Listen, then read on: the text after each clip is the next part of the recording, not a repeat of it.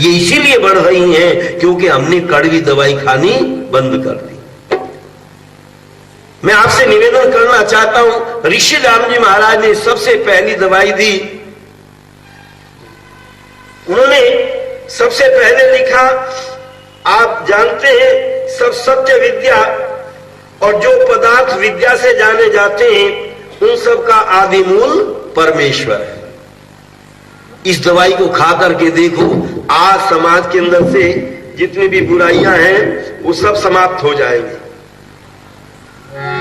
आप कहेंगे सब सत्य विद्या और जो पदार्थ विद्या से जाने जाते हैं उन सब का आदि मूल परमेश्वर, क्या अर्थ है? देखो, नियम तो हम प्रतिदिन पढ़ लेते हैं, पर इनको गंभीरता से चिंतन करना। परमात्मा ने दो चीजें हमको दी हैं, पदार्थ दिए हैं और पदार्थों का ज्ञान दिया है। ये माइक है, माइक आप खरीद करके ले आओ और यदि इसको चलाना नहीं जानोगे तो इससे सुख मिलने वाला नहीं है। इसको चलाने का ज्ञान भी हमको होना चाहिए। और कारीगर जिसने ये माइक बनाया है उसने इसको चलाने का ज्ञान भी साथ के साथ ही दिया है। ऐसे ही परमात्मा ने जब इस संसार को बनाया तो इस संसार को बनाने के बाद उसका ज्ञान भी हमको दिया।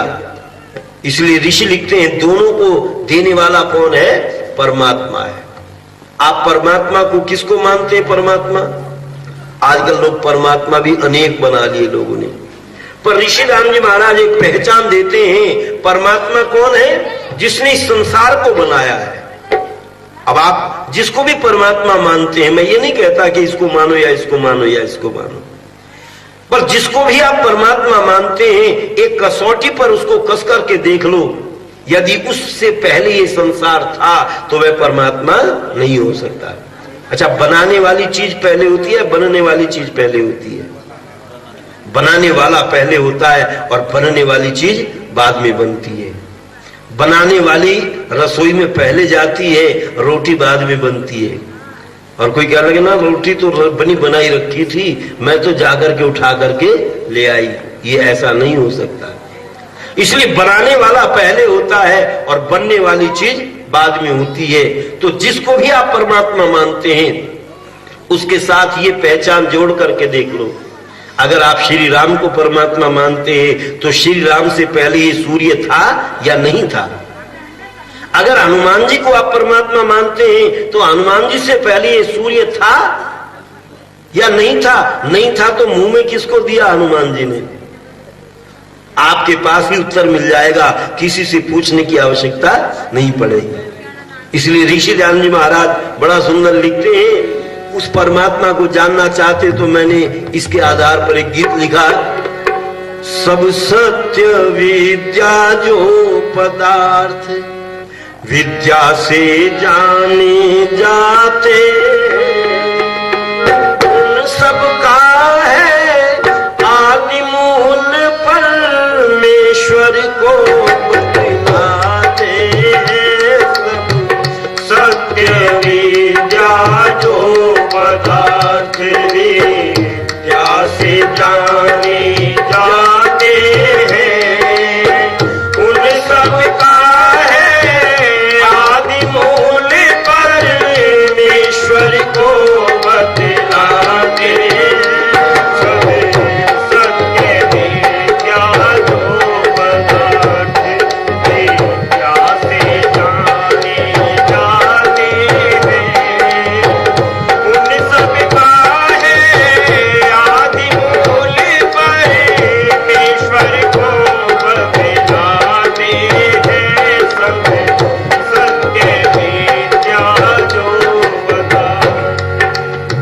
कितनी दया है ईश्वर की रचे सूर्य पृथ्वी अग्नि जल।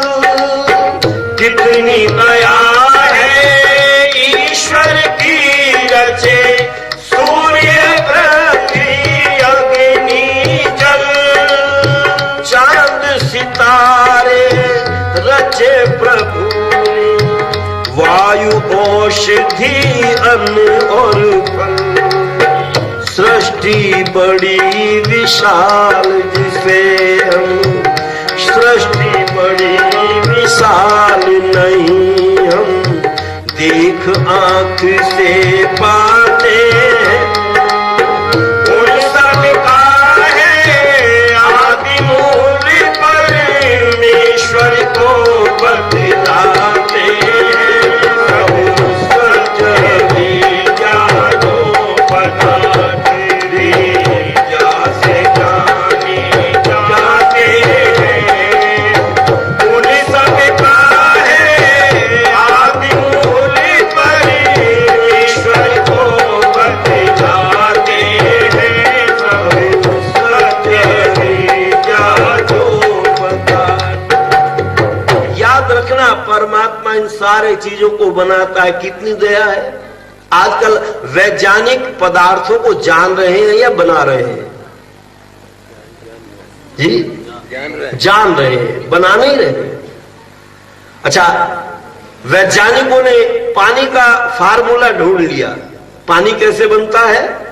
हाइड्रोजन और ऑक्सीजन मिलाने से पानी बन जाता है। लेकिन उन्होंने कभी बना करके दिखाया पानी कि भाई राजस्थान में वर्षा नहीं हो रही, अकाल पड़ रहा है, एक हेलीकॉप्टर में हाइड्रोजन भरो और एक हेलीकॉप्टर में ऑक्सीजन भरो और दोनों के पाइप को एक जगह मिला करके छोड़ते चले जाओ और बारिश होती चली जाए। कुछ बना करके दिखाया कभी? पता चला उन्होंने पानी के गुणों को जाना है, उन्होंने पानी को बनाया नहीं है। इससे पता चला प्रकृति के पदार्थों को आप जान सकते हैं, लेकिन बनाने की सामर्थ्य आप में नहीं है। बनाने की सामर्थ्य तो परमात्मा में ही है। इसलिए दोनों को आदि मूल परमेश्वर है। और कहते हैं उसकी कितनी बड़ी दया है, कितने पदार्थ संसार में बना दिए हैं।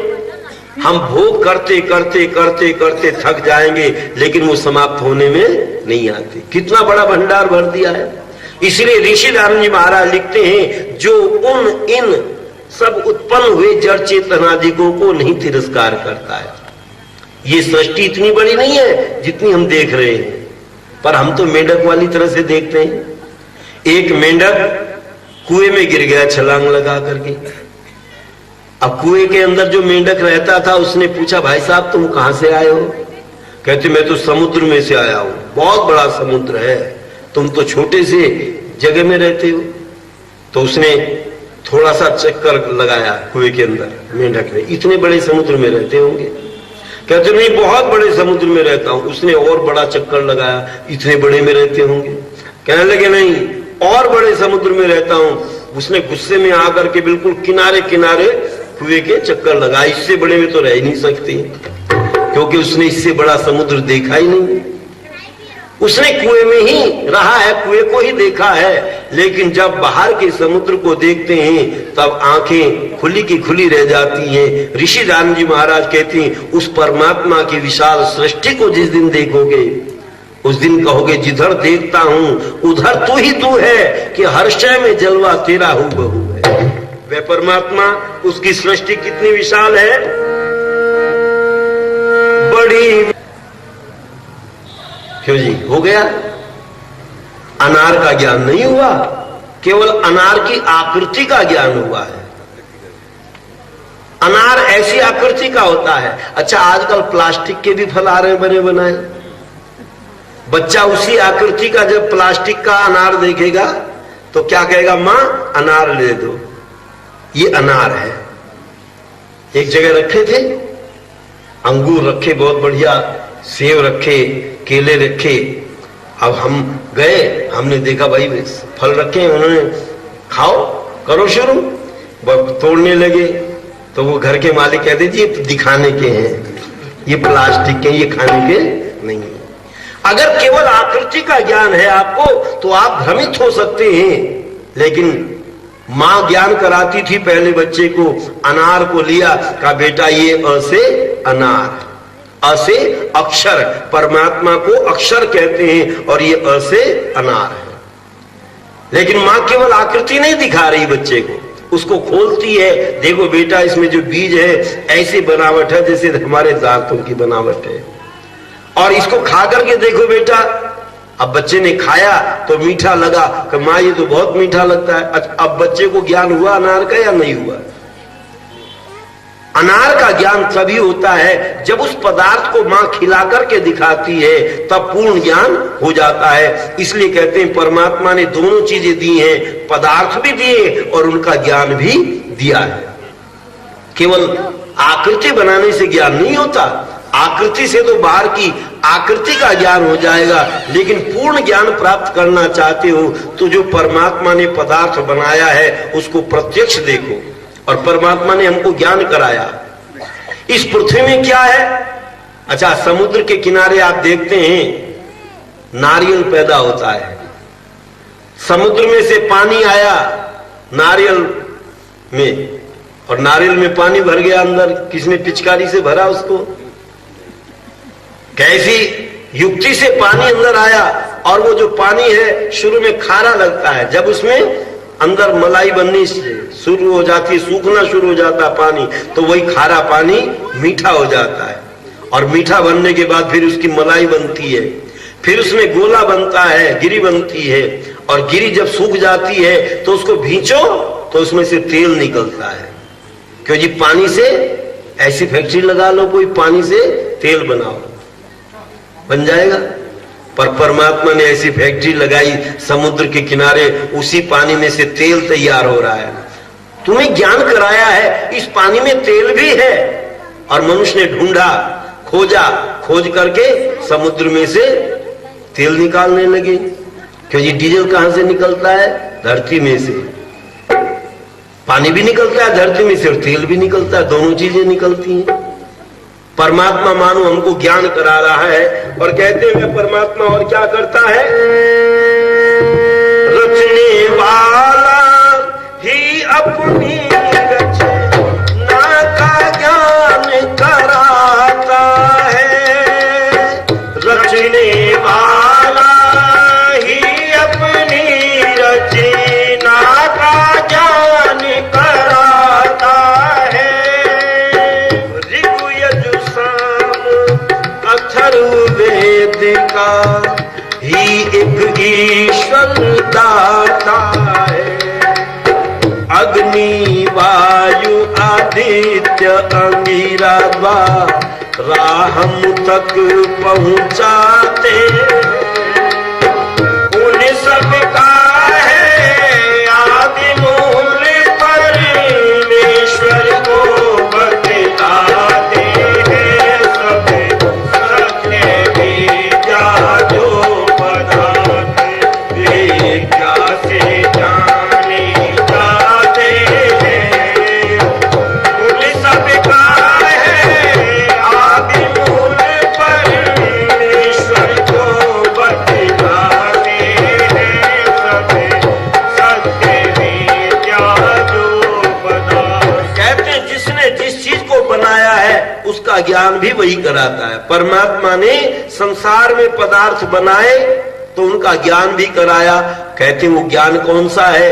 तो ऋषि राम जी महाराज कहते हैं परमात्मा ने आदि सृष्टि में वेदों का ज्ञान दिया, अग्नि वायु आदित्य अंगिरा के अंतःकरण में उस ज्ञान को प्रकट किया, और वह ज्ञान ही हमें इस सारे संसार में कैसे रहना चाहिए, कैसे पदार्थों का भोग करें, उसका ज्ञान कराता है।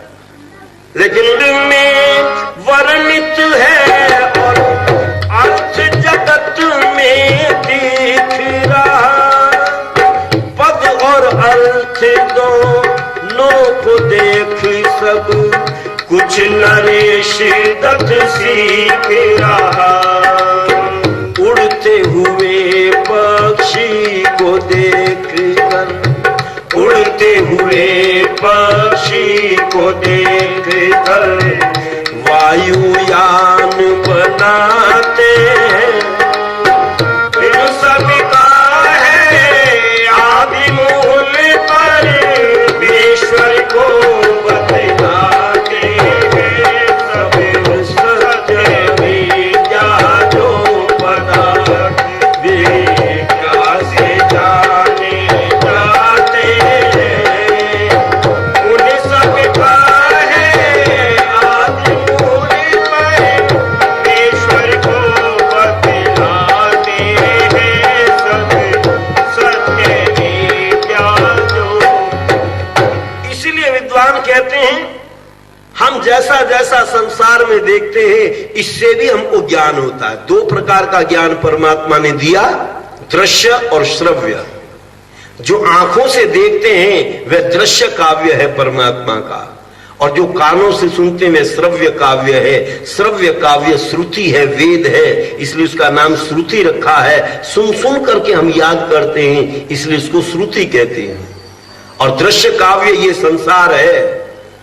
मनुष्य ने देखा ये पक्षी आकाश में उड़ता है, मैं भी उड़ना चाहता हूं, मैं कैसे उड़ूं? तो उसने खोज की, किस कारण से ये पक्षी उड़ रहा है। हमारे शरीर की बनावट में और पक्षी के शरीर की बनावट में क्या अंतर है, और उसने उस अंतर को ढूंढा और ढूंढ करके हवाई जहाज बना दिया। न जाने कितने लोगों को उड़ा करके ले जाता है। मछली को देखा तैरते हुए समुद्र में, मनुष्य ने सोचा मैं भी तैरना चाहता हूं, पर मेरे शरीर की बनावट में और मछली की शरीर की बनावट में क्या अंतर है।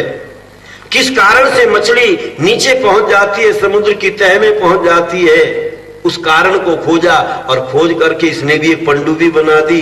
न जाने कितने लोगों को लेकर के समुद्र की तह तक पहुंच जाते हैं। पता चला जैसा जैसा हम संसार में देखते हैं वैसा वैसा ज्ञान प्राप्त करके मनुष्य ने उसी तरह से जीने का प्रयत्न किया। पर विद्वान कहते हैं इन सब का आदि मूल परमात्मा है। उस परमात्मा को जानोगे तो ये सारी समस्याओं का समाधान आपको मिल जाएगा। पर परमात्मा कैसा है उसकी चर्चा प्रातः काल के कार्यक्रम में करेंगे। अब इन्हीं शब्दों के साथ आगामी कार्यक्रम सुने। हमारे आर्य जगत के उद्भट विद्वान मान्य श्री आनंद पुरुषार्थी जी। और देखो जैसा